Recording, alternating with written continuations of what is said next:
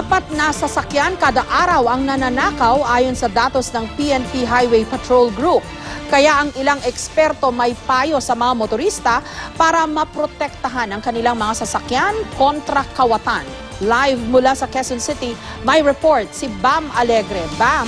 Jessica, kung statistics ang pagbabatayan, tila lumalakas lalo yung loob ng mga carnapper. At para sa mga may-ari ng mga sasakyan, narito ang ilang paalala para makaiwas sa carnapping. Narito ang ulat. Kabibili pa lang ni Dylan ng kotse noong Oktubre. Wala pa ngang isang linggo sa kanya. Nakarnap na. Naglaho raw itong parang bula nang igarahe niya magdamag sa isang kalye sa Quezon City. Mabutit na recover ito ng mga pulis noong Pebrero. Nag-surveillance yata ng mga isang buwan, tas yun. Nung nagkaroon na ng raid, ayun, nakuha naman. Tsaka parang 12 sila na nakuha doon. Tawag nila doon sa word ay dinistrong ka nila. At nung dinistrong ka, nabuksan naman nila yung makina, parang shinort lang yata nila sa sa susian. 137 na kaso ng carnapping noong Enero, 129 noong Pebrero at 150 noong Marso. Ito ang tala ng PNP Highway Patrol Group noong first quarter ng 2014. Sumatotal, kada araw, 4 na sasakyan halos ang nananakaw.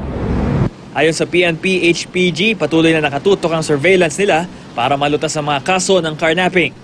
Noong nakaraang taon, nabuwag daw nila ang 19 na sindikato ng carjacking at nakarecover ng mahigit 400 sasakyan at 200 motorsiklo. May tips naman ang isang road safety consultant para makaiwas sa carnapping. Maglagay ng mga kandado para sa manibela, mag-ingat sa pagpaparadahan at maigi rin mag-invest sa mga sophisticated na alarm system, lalo't mahalaga ang oras para sa mga magnanakaw.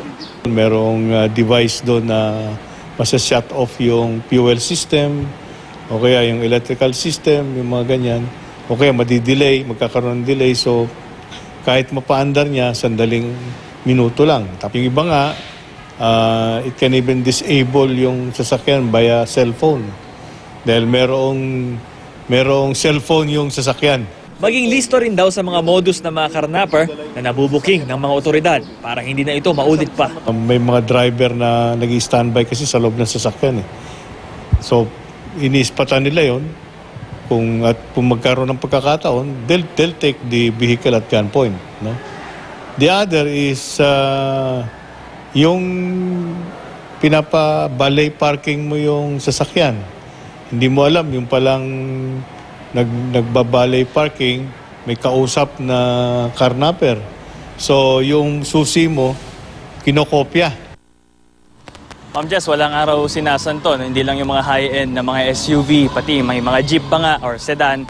At hindi nga biro yung banta ng carjacking dahil kung maalala natin noong 2011, may mga kaso na hindi lang inagaw yung kotse, pinatay pa yung mayari. Ma'am Jess. Maraming salamat sa iyo, Bam Alegre.